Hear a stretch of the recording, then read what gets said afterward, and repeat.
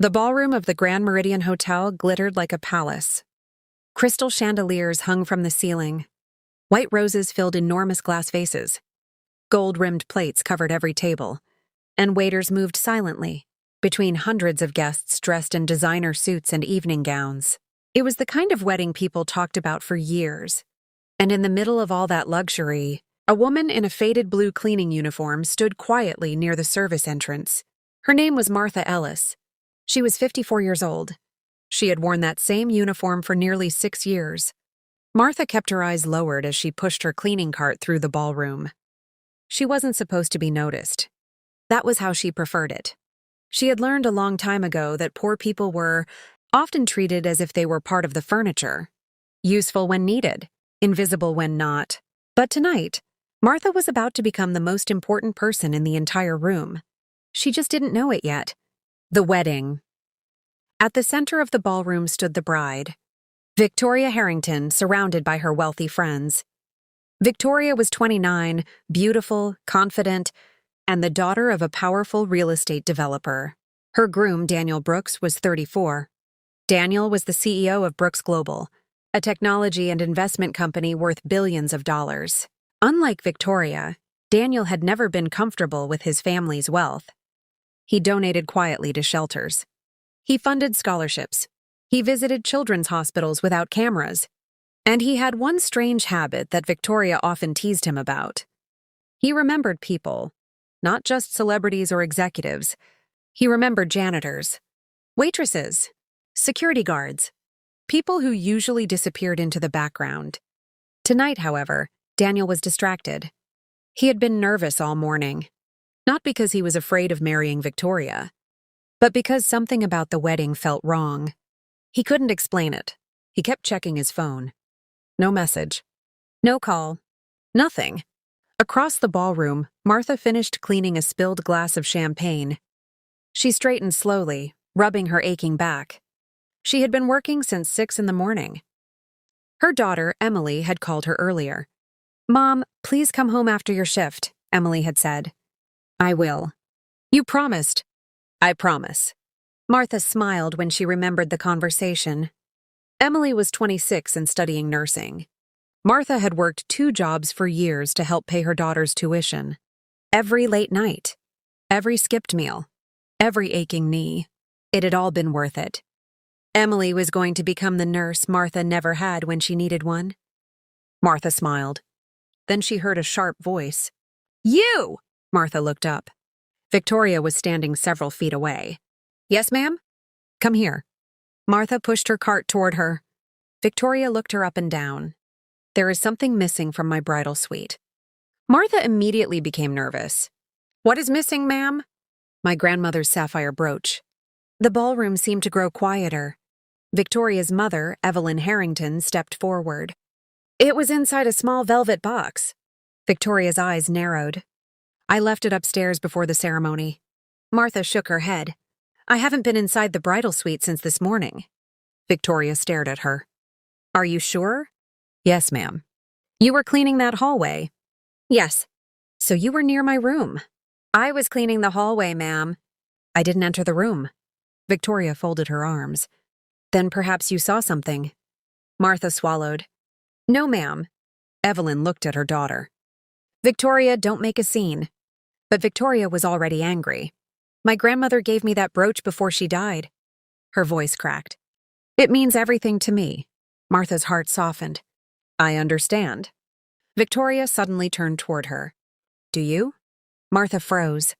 Victoria stepped closer. "You people always say you understand." A few guests looked uncomfortable. Martha lowered her eyes. "I didn't mean anything disrespectful." Victoria pointed at Martha's cart. "Search it." Martha's face went pale. "Ma'am?" "Search her cart." One of the bridesmaids laughed nervously. "Victoria, that's probably unnecessary." "No."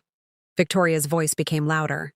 "I want everyone to see that I'm not going to accuse an innocent person." Martha's hands trembled. She knew exactly what that meant.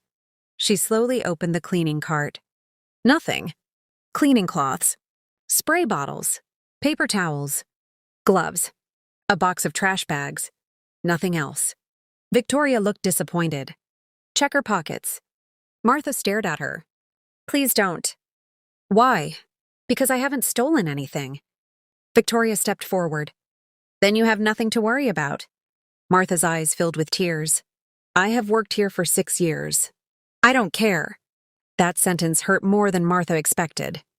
6 years. 6 years of arriving early. 6 years of cleaning bathrooms after drunk guests. 6 years of picking up broken glasses. 6 years of being called the cleaner instead of Martha. And still nobody knew her name. Martha slowly emptied her pockets. A handkerchief. A small photograph. Her bus pass. And a folded receipt. Victoria looked at the photograph. What's that? My daughter? Victoria barely glanced at it. Keep searching. Martha's hands shook. Then a small velvet box fell from the pocket of her apron. The ballroom went silent. Victoria's eyes widened. There! Martha stared at the box as if she had never seen it before. I don't know how that got there. Victoria snatched it from the floor. She opened it. The sapphire brooch was inside. Gasps filled the room. Someone whispered she stole it. Martha's knees nearly gave out. No. She shook her head.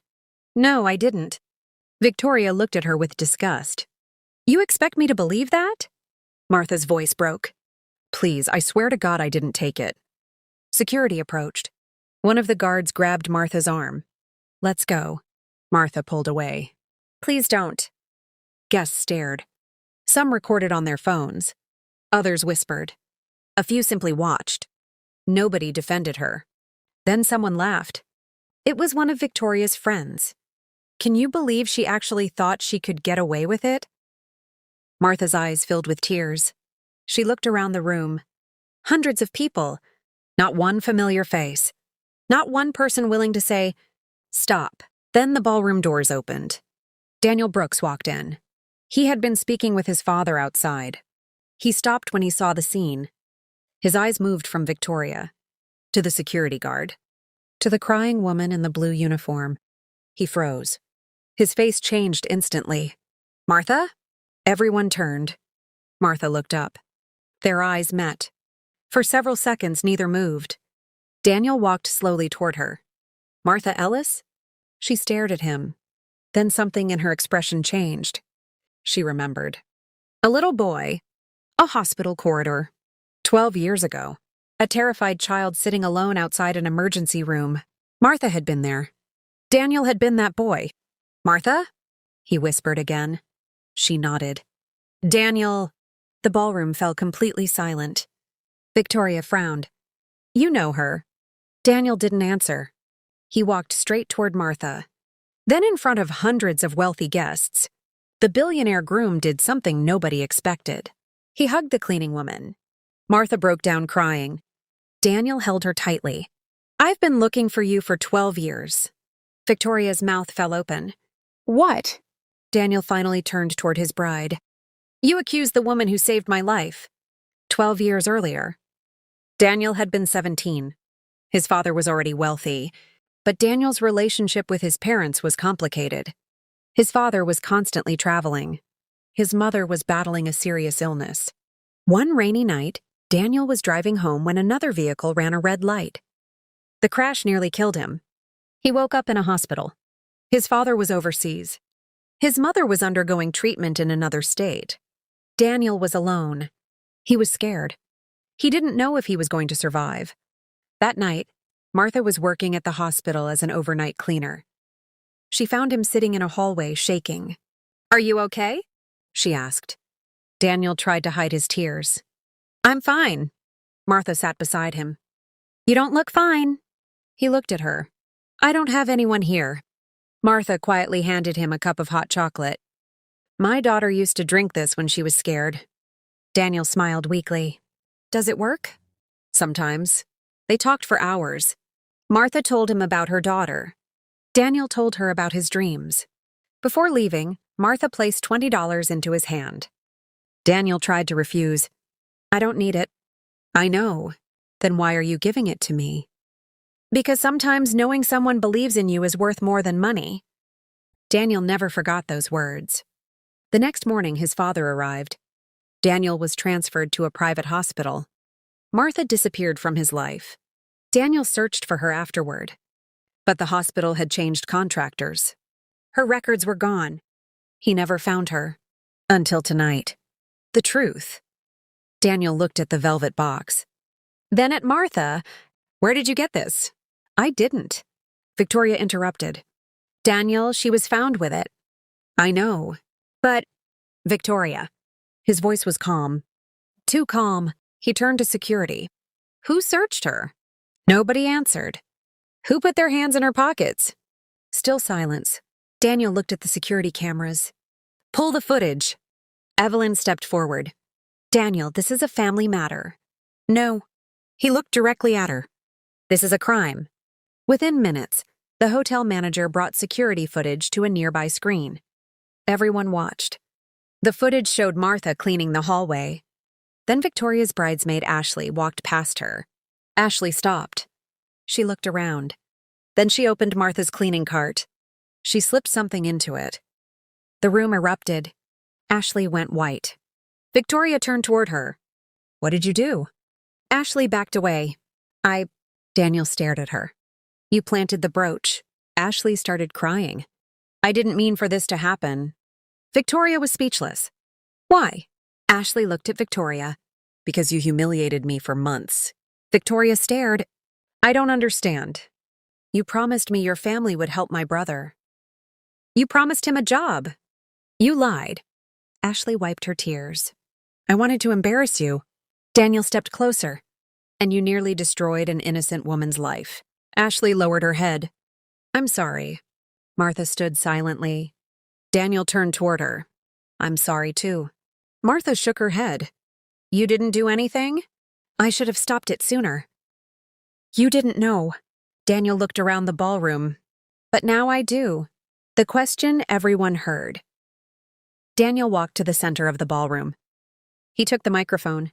Everyone expected him to continue the wedding. Instead, he said, Before I marry anyone tonight, I need to say something. Victoria stared at him. Daniel looked at the guests. Wealth does not make someone important. He paused. Education doesn't make someone important. He looked at Martha. And a uniform doesn't make someone less important. Martha cried quietly. Daniel continued. 12 years ago, when I was terrified and alone, this woman sat beside me when she didn't have to. He swallowed. She gave me comfort when she had almost nothing herself. Daniel looked at Martha. I spent 12 years trying to find her. Then he faced the guests. Tonight, hundreds of people watched her being humiliated. His voice became stronger. And not one of them asked if she was okay. The ballroom was silent. Daniel walked toward Martha. You saved my life. Martha shook her head. I just sat with a scared kid. You made me believe I mattered. Martha covered her mouth. Daniel reached into his jacket. He pulled out an old photograph. It showed 17-year-old Daniel sitting in a hospital bed. Beside him was Martha. Someone had taken the photograph without them knowing. Daniel held it up. I kept this for 12 years. Martha stared at it. She had forgotten about the picture. Daniel smiled through tears. You remembered my name. Martha nodded. Of course I did. Daniel's voice broke. You're the reason I learned that kindness doesn't need an audience. A different kind of wedding gift. Victoria slowly walked toward Martha. For the first time that evening, there was no arrogance in her face. Only shame. She stopped in front of Martha. I'm sorry. Martha didn't respond immediately. Victoria's eyes filled with tears. I treated you terribly. Martha looked at her. You did. Victoria nodded. I was wrong. Martha took a breath. Then she said something nobody expected. I forgive you. Victoria began crying. But I don't want your forgiveness because you feel sorry for me. Victoria nodded. I understand. Remember me the next time someone cleans your table. Victoria wiped her tears. I will. Daniel looked at Victoria. Then at Martha. He knew something had changed. Not just the wedding. Everyone in that room had changed. The wedding that almost wasn't. Daniel and Victoria didn't continue the ceremony that night. Not because of the stolen brooch. Because they realized something much bigger. They had spent months planning a perfect wedding. But somewhere along the way, they had forgotten what marriage was supposed to mean. Daniel didn't want a wife who measured people by their clothing. Victoria didn't want to become the woman her mother had raised her to be. So they postponed the wedding. 3 months later, they married quietly. There were no cameras, no extravagant ballroom, no $1,000 centerpieces. Only family, close friends, and several people Daniel had met throughout his life. And Martha was there. But she wasn't wearing her cleaning uniform. She wore a simple navy dress that Emily had bought for her. Before the ceremony began, Daniel walked over. "You look beautiful." Martha smiled.